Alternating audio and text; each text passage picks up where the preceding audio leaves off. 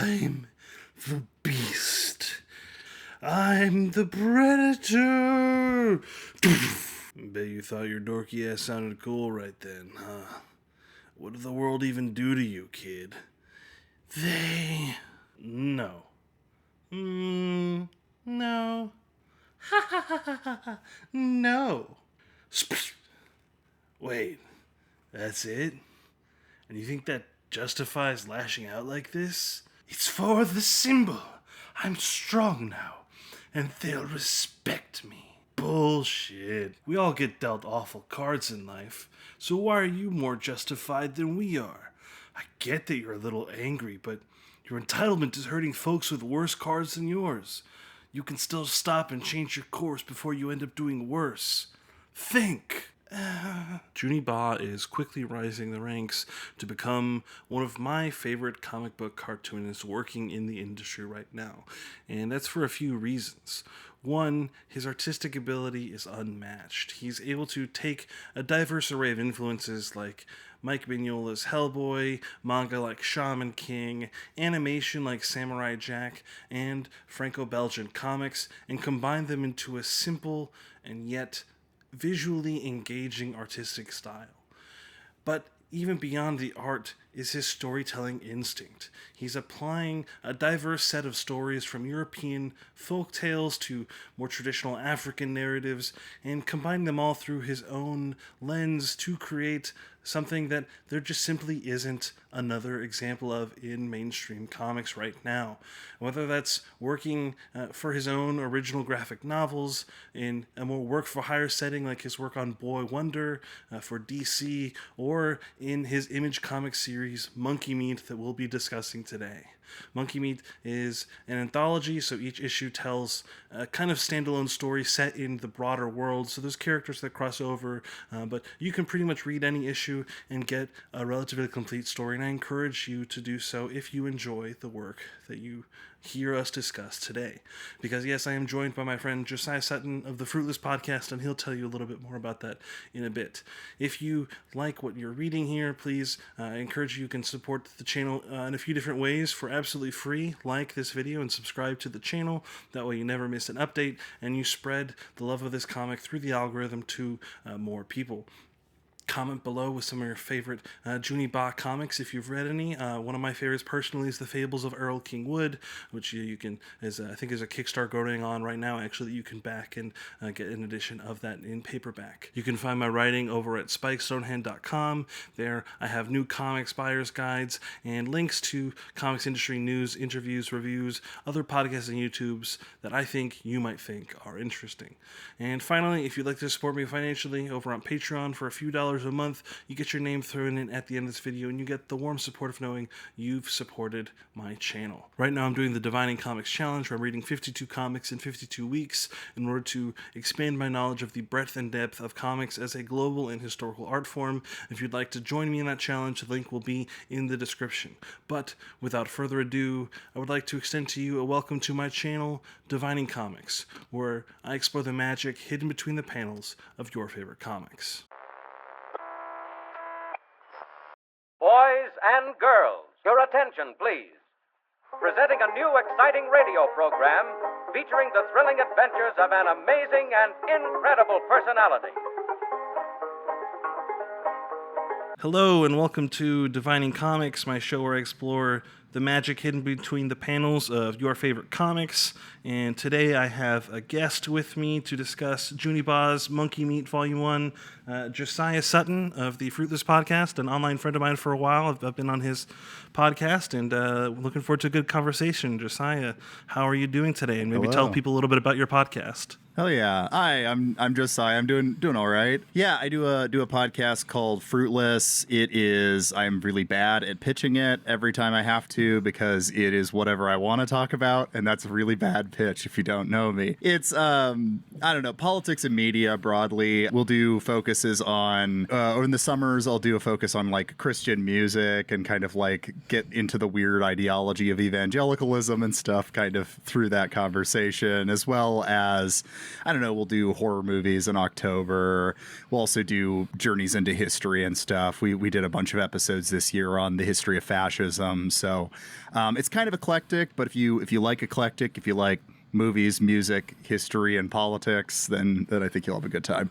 Yeah, I think you were one of not the first person, but you definitely pushed me into watching finally the Moturn Media stuff, and I've become a big fan of that. Yes. Yeah, I know. Yeah, so definitely, man.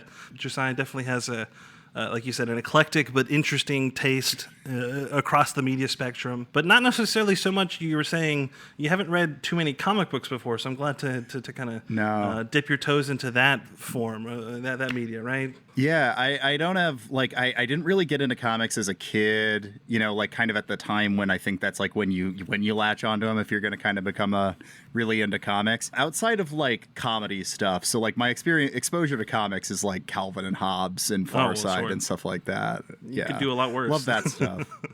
Yeah, I mean it's beautiful artwork, it's funny, like it's good, but not this kind of more narrative stuff.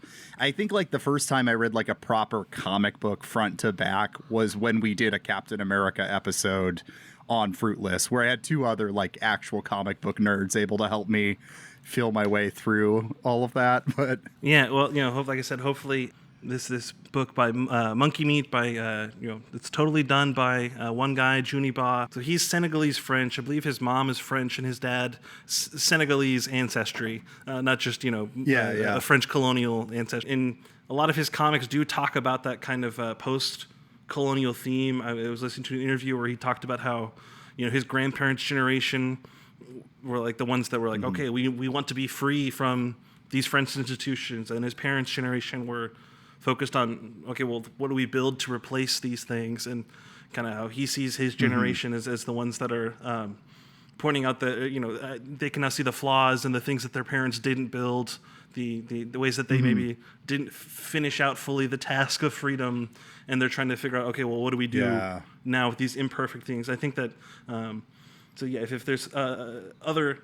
If you've converted to Juni Ba's style, I can recommend a couple other stuff. But his first book, Jelia, is very much like that. It's kind of African folk tales in a kingdom that is dealing with the European legacy there. He's got a book called Mobilis that's like a new take on 20,000 Leagues Under the Sea. But it's a common kind of theme, with the Captain Nemo being I think in the original story, Indian.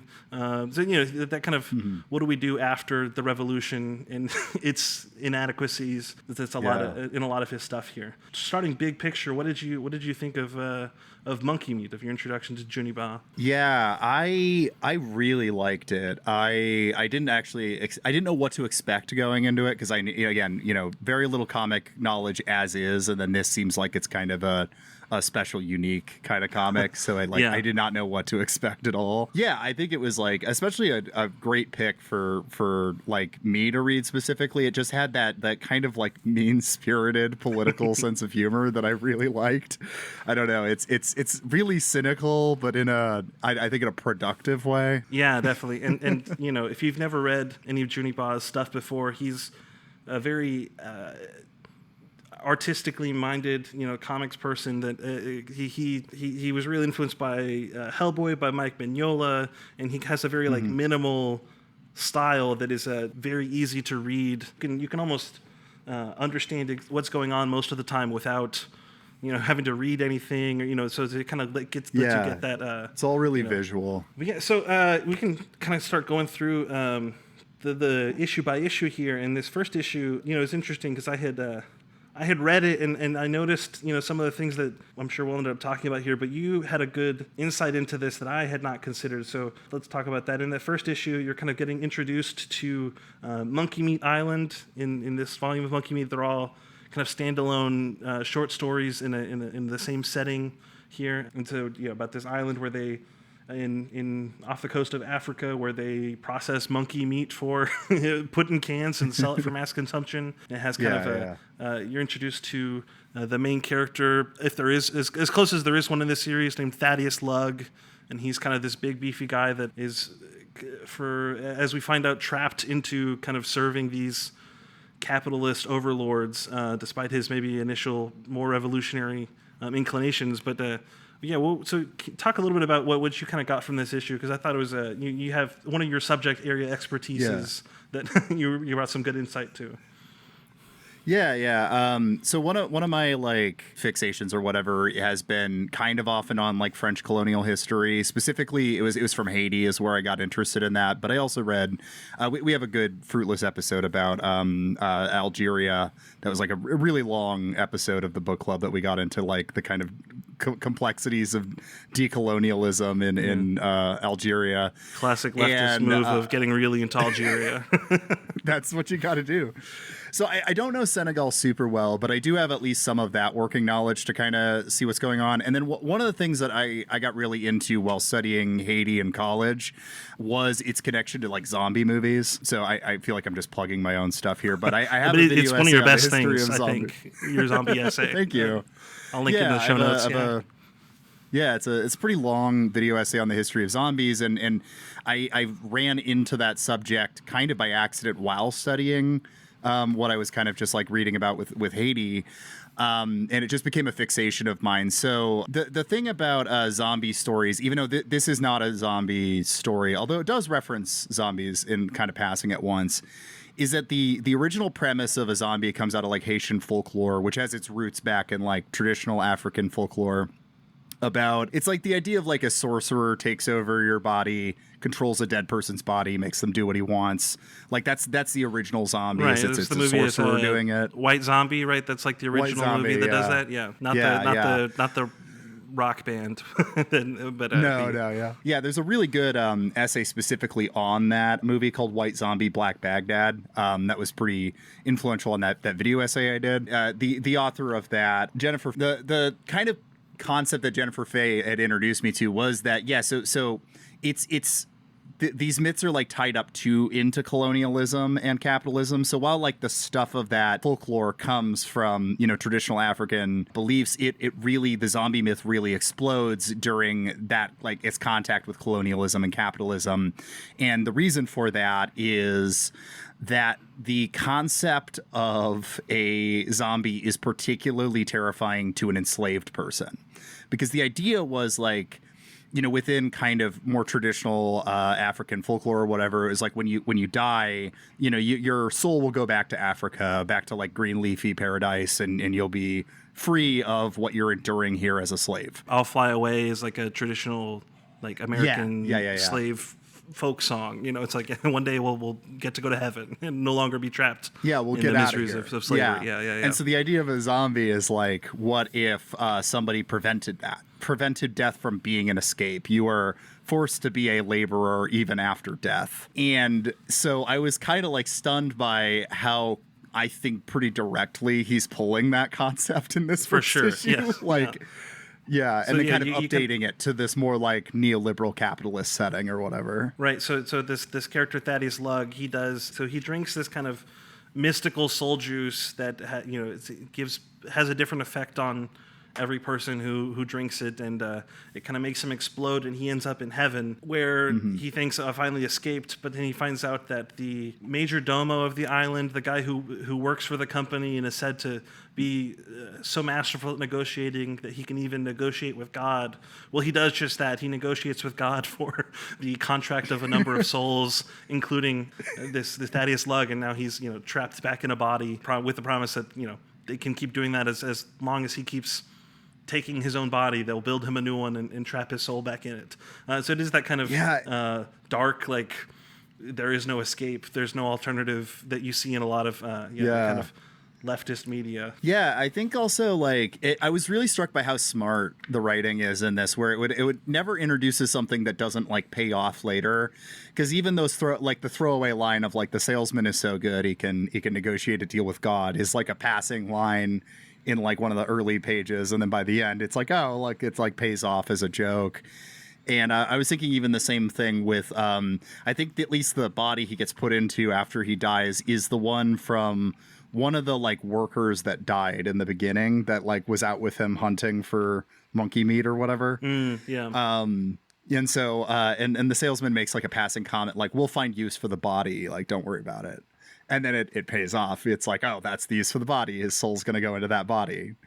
I don't know. I was pretty impressed by just how cohesive the whole thing was. Everything kind of connects. I also really liked the advertising angle. Like, I think all of the issues have at least a couple like fake advertisements, which also drive the story forward or the world building forward, I guess. I don't know. Yeah, I think I haven't read it yet, but I've was looking at some interviews. He had a second volume that came out just last year of 5 more short stories in this world, and it seems like he really pushed that advertising concept even further. I think that all of the next volume, it's kind of the comic you're reading kind of works metafictionally as a travel magazine advertising, hey, come to this island. I think that there is something there about that that Juni Ba is really interested in doing, accomplishing with that advertising. That it's kind of ridiculous, but it plays it straight. It's not ever like the advertising doesn't ever have anything that's too jokey on it. The way that I think really works. That it feels like you could see, I don't know, Red Bull or something, one of their over the top Old Spice ads. Doing the this same is silly, thing, yeah. but it's like I could see a real ad campaign that's winking and nodding at these evil things that they're doing. Yeah. It's silly in the way like ads are normally silly. I was also thinking a lot of like the obsession with the monkey meat product or whatever made me think a bunch of The Stuff. Have you ever seen that movie? The Larry Cohen movie? No. Yeah. I think you'd like it, but it's it's like an 80s kind of low budget horror movie, but it is about like this like weird white paste that apparently tastes really good and everyone gets like obsessed with it. And it has the same like marketing capitalism kind of allegory thing going on with it. And I don't know, the way people are like obsessed with monkey meat, like the consumers are, really reminded me of that movie. Yeah, it's the kind of thing that I always think about with there was the movie that classically Soylent Green, where they're like, oh, Soylent Green's made of people, and then in the 2010s the tech bros were like, what if we actually had Soylent as a product? What if it was a real thing? And that kind of we made the Doom Machine from the classic science fiction story. Don't make the Doom Machine kind of moment. That felt very realistic, is like you're saying in these advertisements. Yeah, was there anything else in this first issue you want to talk about? There's God is an interesting depiction here. He's just very briefly here. I just thought it was interesting that he was definitely like a brown or black man, but it didn't really do a whole lot other than being your kind of other than that, very much your classic European Christian God. Yeah, big dude with a white beard in the sky, kind of God for sure. Yeah, I thought that was pretty well done though. Like it made me laugh when it happened because it pays off in the joke, and then also I think it introduces the supernatural element of this world going forward. Because I think up until the souls, you kind of think this is going to be run of the mill sci-fi, but then it's just also like souls exist, we have them, and we can buy them. Right. Yes, this is science fiction, but also there's magic. As we find out. This is yours gone. Well, if that's all, we can move on to issue 2, which I think had a lot of things that maybe if the zombie stuff was targeted towards you, a lot of the themes in issue 2 maybe were targeted towards me, where you have this young French kid named Ariko, who's kind of downwardly mobile, and his parents send him to Monkey Meat Island to try and find himself after he fails out of school. He loves reading, manga that's very clearly like Naruto influenced manga. But then he hears from a god who got put in a can of soda, similar, I guess, to the way that Thaddeus Slug got put into his old body again. And he drinks this and gets revenge on these people in the city that beat him up earlier. He gains these powers and decides immediately, like, I'm going to become a fascist. Or again, he was already, but he's like very much dealing with that kind of I have power now, and I'm a aggrieved, downwardly mobile white guy, so I'm going to take revenge on the people that I think have wronged me. It feels properly of like John Ganz's creep fascism, like the creep jock fascism distinction he does. It's like distinctly like scheming nerd fascism, I don't know if you caught this. There's a bit towards the end where he's listing all of his aggrievements, and there's a funny payoff to the bit where he's like, I was kicked out of school, and this girl said no to me, and I wasn't hired to work at Burger King. And Thaddeus Slug's like, that's it? That's all that you're That's aggrieved all? about? that made you decide you want to, like, take over the world? But Yeah, especially after that first issue, we just read, right? It's like we see Lug's backstory was like he was a woodland creature that they mutated into a living thing to enslave for his whole life. And then you compare that, it's like, oh, this is like a white guy that kind of had a rough go of it for a few years. I don't know. Yeah, it's like, oh, that sucks. Yeah, but yeah, sorry, man, but it's I pretty don't know normal. if you saw this on the I'm looking at it right now, but on his resume and the academic record on those bits, his last name is Bourbon. I thought that was a very clever, funny. great joke there. Like he's like literally descended from, French aristocracy, and is and now that's perfect. can't get applied to Burger King. Yeah. Yeah, it's perfect. It fits kind of the broader point too, because it's also like the aggrieved, downwardly mobile kid is kind of like what it represents. I'm supposed to be an aristocrat. God damn it, Yeah, like isn't there a what's his? There's a Habsburg who's just on Twitter all the time. It's that kind of yeah, it's like that. Like, man, you have you have like literal generational wealth. What are you doing online all the time, being mad? But yeah, I thought it was like that it kind of plays into the kind of superhero origin story, or even like a YA fantasy origin story, like Chosen One, Harry Potter kind of thing, where he's at a certain point he's like, maybe I was meant to be given these powers of a dark god and take over. Yeah, all of those narratives that do have a secret like fascist undercurrent a little bit to them, and the the comic makes them like explicit in this. I kind of like that. Yeah, like I don't know if presumably you haven't read much of like the old Spider-Man comics that Steve Ditko drew. No. Kind of the way that they did Marvel comics specifically back then is that the writer would maybe come up with a loose story idea, maybe like a one-page summary, and then the artist would actually plot out like all 20 pages of the comic and then draw it all, and then the writer would go back in and add dialogue as like the last stage of the process. So the artist really had a lot of say in how the story was shaped, and so you get a lot of like Steve Ditko is this super weird, like very into Ayn Rand and objectivism guy, he's kind of reined back in by Stan Lee. He's like, no, I'm a capitalist here. We have to make sure this product sells. We can't make it too weird. But yeah, you do kind of get that like Peter Parker's the aggrieved loser who gets superpowers and is like, yeah, and then I guess the Stan Lee's like, yeah, but he's still got to be a good guy at the end. And this is kind of like, well, what if we just removed that? What if we just gave him, made him not sympathetic at all, just like the issue ends with him being offered like, hey, do you want to be in charge of our fascist paramilitary on the island? And he's like, yeah, that's exactly what I've always wanted to do. Oh man, yeah, and like Lug kind of desperately trying to get him to not take this path, and he just takes it anyway, and it has kind of like a, I don't know, that's that mean-spirited, cynical kind of ending, is it's like, Lug being disappointed, that there's no character growth in this issue, and the salesman saying they're in the business of making money, not character growth, Yeah, and it's specifically just the way that it treats kind of a corporate pop culture as part of this path down the the right wing kind of reactionary thinking. There's a bit where he's the Ariko, the aggrieved teen, is beat up by this guy that he wants revenge on, but he finds out that it was just a guy doing a Joe Pesci impression from Goodfellas, and like that there's just all these guys that work for the monkey meat company that just do pop culture impressions to like please the tourists. Yeah, and it's like this is my origin story. Yeah. That killed me. That was such a good payoff to that. Was that it was just they were just had these like monkeys that they're making watch a bunch of pop culture, and then they're just repeating it. Yeah, and we're the monkeys. Like final joke.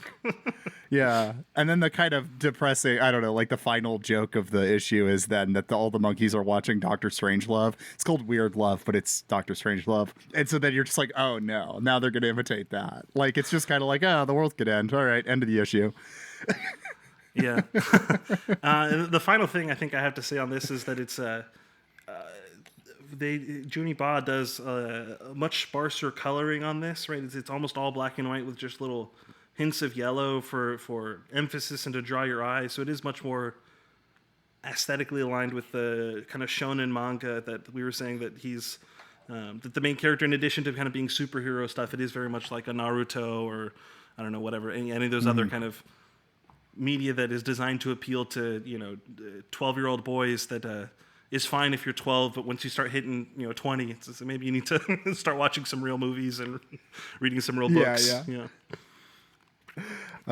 One last thing I also liked, I noted was during the kind of flashback where it's showing, that his life was hard, or, quotations around that hard, Eriko's father calls him, says pathetic at him. And then I took note of what was interesting is when later on, the salesman is kind of trying to dissuade him from taking Lug's advice about not going and joining Monkey Meat Company or whatever. Salesman says, poor Lug never knew how to take advantage of the position we gave him in. And then Eriko says, pathetic. And reflects, he kind of imitates his father. So it's you could see that the cruel father that you grew up with is now reflected in yourself and kind of what you're becoming. Yeah, so the third issue was very interesting as well. And as someone who's, I hadn't read Monkey Meat before, but I read a number of Ba's other stories, and this is very much in line with a lot of his sensibilities. So if you like this one, if you like issue 3 of Monkey Meat, you might want to check out his book called The Fables of Earl King Wood that's very much like this. But it's kind of a story within a story where Lug is talking to what looks like maybe a beggar who's hanging out at a bar, and the beggar is telling him this story of a magician who was, as a child, kind of kidnapped by Fae people, did the classic body swap. What do they call the child swap? I'm totally blanking on what that is called. But he, as an adult that was raised by the Fae, he becomes a courier and has to get past this troll who guards a bridge, and the only way he's able to get past that troll is to kind of essentially sacrifice himself to become a ghost.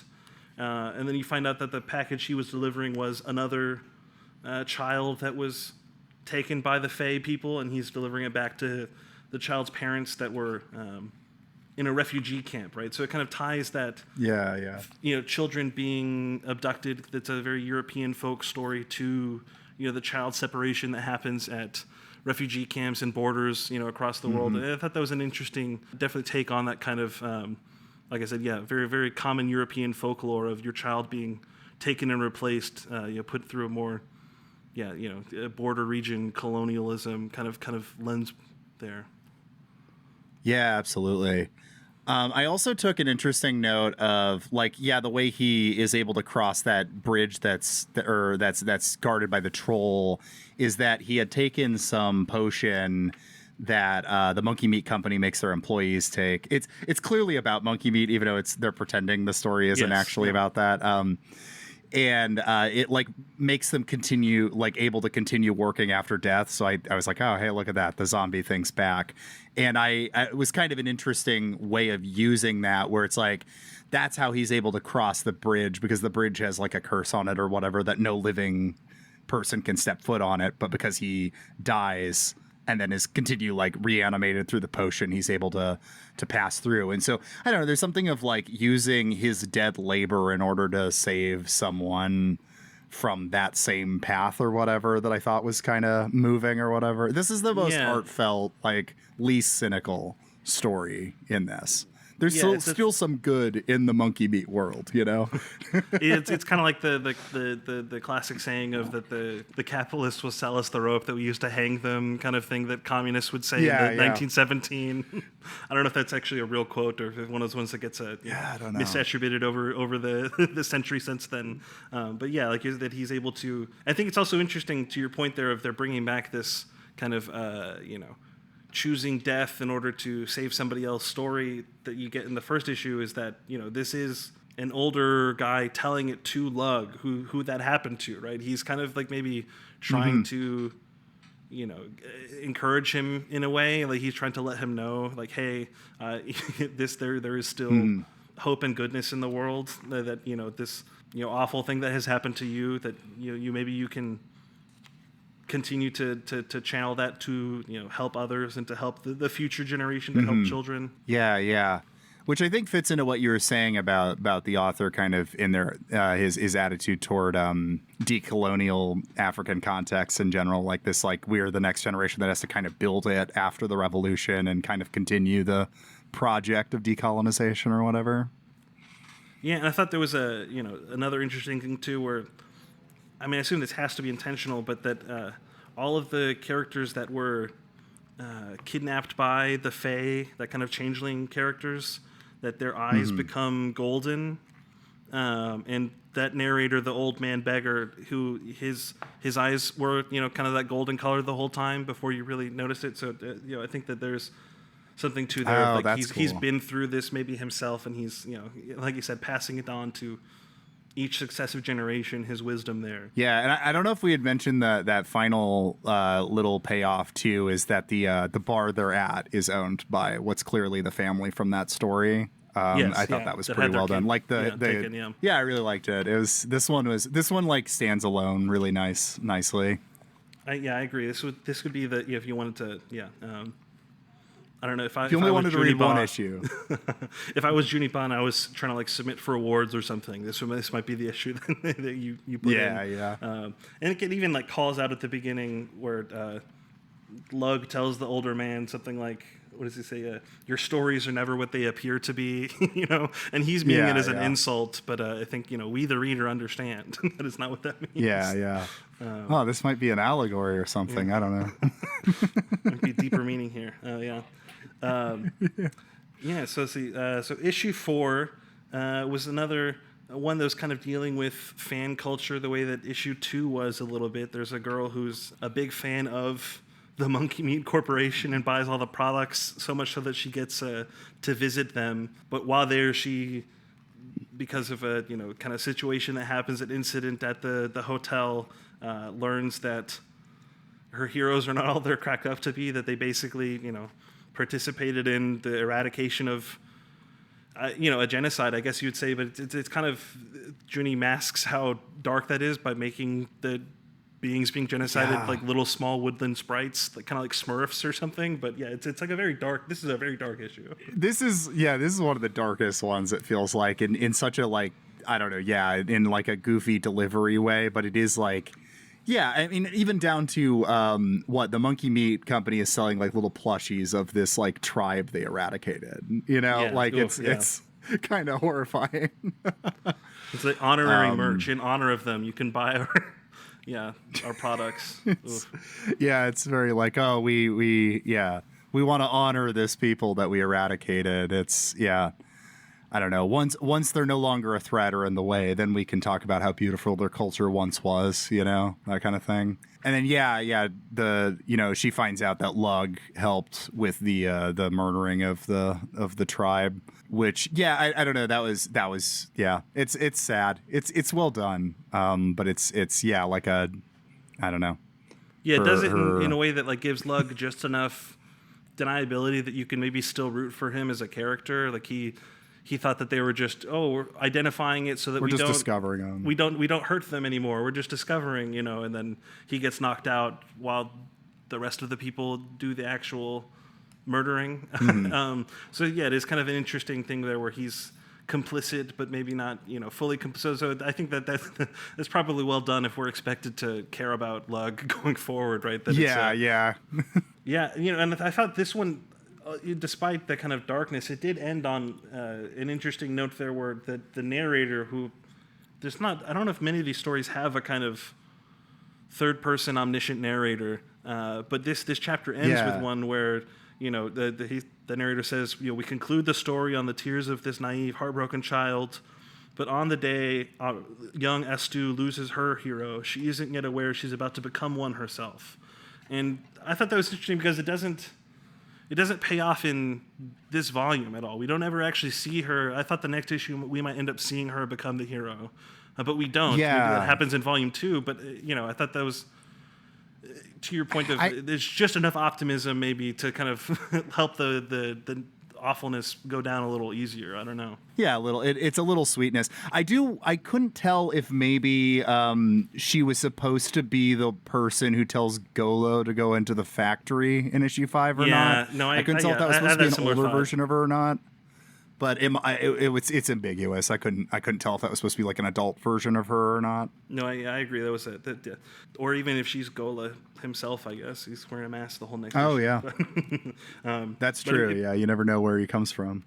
Was there anything else you wanted to talk about in this issue, or are we? Can we move on from the Oompa Loompa Smurf? I think we're good to move on. Yeah. Sadly, yeah. So the last issue 5, has the story of a little, I guess, monkey named Golo who is really obsessed with monkey meat as a product. He loves, like, he can't get enough of it. Maybe kind of like addicted to it even, and he ends up kind of destroying the society.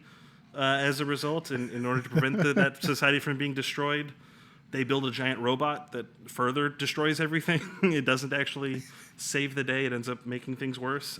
So maybe Golo ends up being the hero and taking the robot down. Yeah, I don't know. This was an interesting one. I'd be curious to your thoughts, sir, because I kind of... It ends on an interesting, ambiguous note that we can get to, but I was wondering what your thoughts were. Yeah, I liked this one a lot. This one, kind of has that same cynical sense of humor of the first one, I think, a bit. Golo gave me a little bit of the kind of zombie thing going on a little bit, too, where, so... post the Haitian zombie into more like when you think of zombies, what comes to mind, that kind of era of zombies, like your post Romero kind of stuff. One of the readings I really liked on those is that they are kind of a weird, showing like a contradictory nature of capitalism, where you see like the consumer at his most bare, as a zombie, just like mindlessly consuming. Was it in the 70s one where they're all hanging out in the mall the whole time? And yeah. It feels very like, who's the real zombie? Who's the real living dead? Us or them, kind of, I love that movie. But yeah, it's that kind of... And so then the kind of contradiction of it that's interesting is this idea of like the consumer consuming capitalism itself and kind of just like eating the whole system alive. And so this felt like it was playing with kind of that same imagery where it's, Golo starts as just, he really loves monkey meat. And it points to that ambiguity about him as a figure where it's like, is he just a crazed fan? Is he a I think that a hero for the working classes or something like that is the way it framed it. Who knows? He just likes monkey meat, and so he completely crashes the society. He is the contradiction. Yeah. So he devours everything and crashes the economy and sends everything into chaos. You kind of also get a little bit of the idea of the imperial boomerang a bit, right? Which, if someone that doesn't know, is the idea of like the ways that the colonial centers will develop these kind of oppressive techniques abroad in order to maintain their colonial dominance, and then it is those very same techniques then get applied to the metropole, right? To the Europe or America on their citizenry, and then you have a kind of negative reaction to that, right? The robot that the monkey meat people developed to kill Gola is in fact the thing that really destroys all of society, and it's kind of that they think they even do the classic like Isaac Asimov iRobot thing where it's the robot, or HAL 2000, the robot couldn't understand your commands, and so it interpreted it as I got to kill all humans, the logical contradiction kind of thing. Yeah, absolutely. And so Golo gets to fight the killer robot, which is fun. That's cool. Yeah, and then Gola is definitely like I think that's one of the strongest Mike Mignola influenced character designs in this volume. Like it is just it's so simple, and he's got the kind of big goggle eyes, and he looks really cool. Like in another volume, this could be your main character hero type in a different kind of story. Strong design. But this issue ends with an interesting kind of twist where it turns out everything that we were reading was actually a prediction machine saying this is 98% possibility of what will happen in the future. The Monkey Meat Corporation developed to try and prevent, I guess, market losses by predicting the future. And the way that they figure out of like, we can stop this future from happening by raising prices 20% on everything. Like the prices Golo out of becoming addicted to the monkey meat. Oh, it's brutal. It's such a good ending. Like, I think the ending to this one in the first issue gives me the same feeling of like the end of like Network or like a movie like that, where you just have the like, this act of rebellion, in fact, was part of the plan for the powers that be. They're fine with it. They've accommodated for it. It is what it literally, is. like like one of the last lines is someone asks the major domo negotiator guy, like, what other threats is your machine foreseeing? And he says, living toys, a possessed goose, a superhero-led political uprising, nothing we can't monetize. Oh, brutal. Great way to end this, too. Yeah. Oh, man. Yeah. So I thought that was a very, like you said, kind of very gut punch, allowing for the possibility of continuing to tell these monkey meat stories. I guess as long as Juni Ba is interested in. It's published by Image, and so if you don't know Josiah, they're like one of the ones that is best on, like, the creators of the comics retain full creative rights for all the stories that they publish there. Good. So I was listening to an interview with Juni Ba where he was like, as long as I'm not losing money on this, I don't really care if I'm making a lot of money either, because this is like just kind of lets me do whatever I want. There's other stories that I'm making money on. This is the one that I get to tell. And I'm really glad that he has that opportunity here. Do you have any final thoughts kind of on this issue as we in this volume as we wrap things up here? I don't know. I really liked it. I haven't said much about the art design because that's not like my strong suit, but I really liked it. I should say, like, it has a really cool look to it. It has kind of like cinematic moments too that it does really well. Like I don't know, the chunk in one of the issues where it has the advertiser lady, like they're filming some sort of advertising movie or whatever. The very first issue, yeah. Oh, that's so well delivered. Like, it's so good. It does feel like just watching a movie where, like, all the little, like, subtle details of her, like, motioning at the camera to stop recording and stuff like that. It's so good. As I think you get that because Juni Ba does have like, being from Senegal too. He kind of grew up with a more diverse set of interests. Like in movies, you have the problem now where all of the new directors only grew up watching other movies, right? And not only that, they're kind of now growing up watching the movies made by guys who only grew up watching movies. So we're getting kind of the recursiveness of it all. You can get a little bit of that in comics where it's like you've only read Marvel and DC stuff, versus Juni Ba is like, definitely has a more diverse palette, I think, not just in comics and manga, but with TV shows and movies and African literature and all sorts of stuff. And I think that he's able to really combine that in an interesting way. Usually, kind of when I'm wrapping these up, I talk about who I think would most enjoy this kind of story, and then obviously if there's if I would be interested in reading more. I think both of us seem like we would definitely be we would continue reading, and I'm a big Juni Ba fan. I've read almost all of his stuff now, so I definitely am interested in that. But who do you think, if you were going to recommend this to somebody else now, having read it yourself, who do you think would be the kind of person that would like this, or if they've read, if you like this, you might also like, X Media, you might also like this volume. Do you have any thoughts there? Yeah, I'm trying to think of maybe something. Yeah, I could recommend. I would say, like, if you're interested at all in. I don't know, in media that has kind of like a sardonic tone about capitalism and stuff like that. This is very much in that world. In like kind The Menu or something. I guess. Yeah, people shout out that movie. I did actually like Menu. I maybe have bad taste for that one. I had a good time with it. No, it's a fun movie. Yeah. Yeah, it's White fun. Lotus. But less so that one.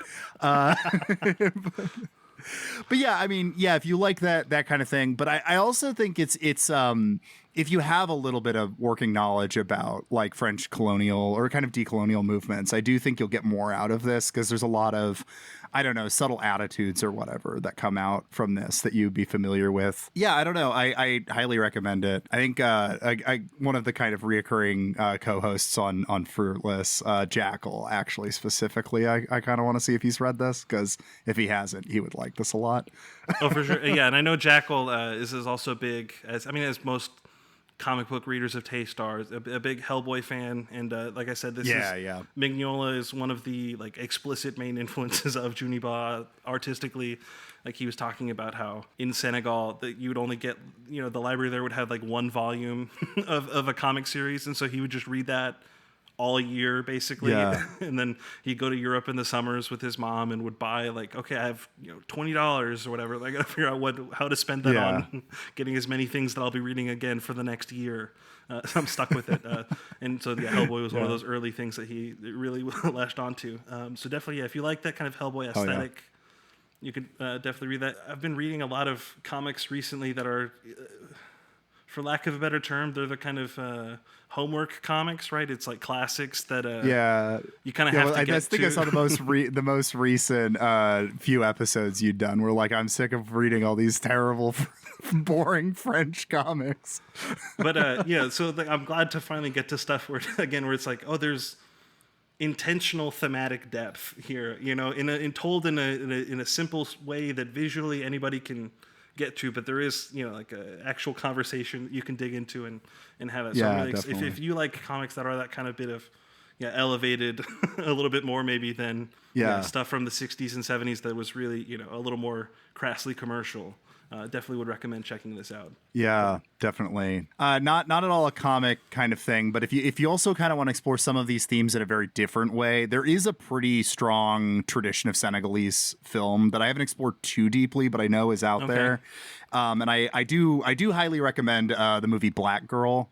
From 1966. It's a Senegalese film, and it's more like a black and white kind of art housey movie, but it's only an hour long, so it's pretty solid. So totally. Thank you again for having this conversation with me. I'm glad to had a good time. Do you want to just tell people again about Fruitless real quick, and we can head out of here? Yeah. Absolutely. Yeah. Fruitless. It's a fun show. Talk about all sorts of stuff. History, politics, media, religion. It's good. Just got off of Christian Rock Summer for this year where we talk about Christian music. Very different conversation than this. But if you want some stuff that's a little more adjacent to this conversation, we have a fun episode about Captain America and kind of the way that character evolved over the years, and then specifically related to more of the political side of this, I would recommend the episode we did at the end of last year called The Invention of Decolonization, which was we got through into a pretty dense academic book that we found pretty rewarding, although a bit rough to read, about kind of decolonization in Algeria, and it's pretty connected to a lot of the themes we're talking about here. Yeah, and I personally am a big fan of listening to you talk about these things. I listen to Fruitless, so would recommend, if you're interested in a lot of these things, you should check them out as well. Like I said, the history ones are very, for somebody that's myself, not necessarily an subject matter expert in all these things. It's definitely the good sweet spot of well-researched and also like listenable. And I should also say you were on an episode a few years back. Need to have you back on again soon. But it was on WNEF Halloween special. Thank you for introducing me to that movie. I've watched it multiple times since that episode. I'm so glad. Yeah, it's a found footage horror movie, and I'm somebody that my wife loves found footage horror movies, like all of them. And I'm much more of a some of them are pretty good. That's one of the maybe a small minority of them, a handful perhaps, are actually good. But that is one of my favorites for sure. That one. Thanks again for chatting with me, Josiah. Yeah. And keep reading comics.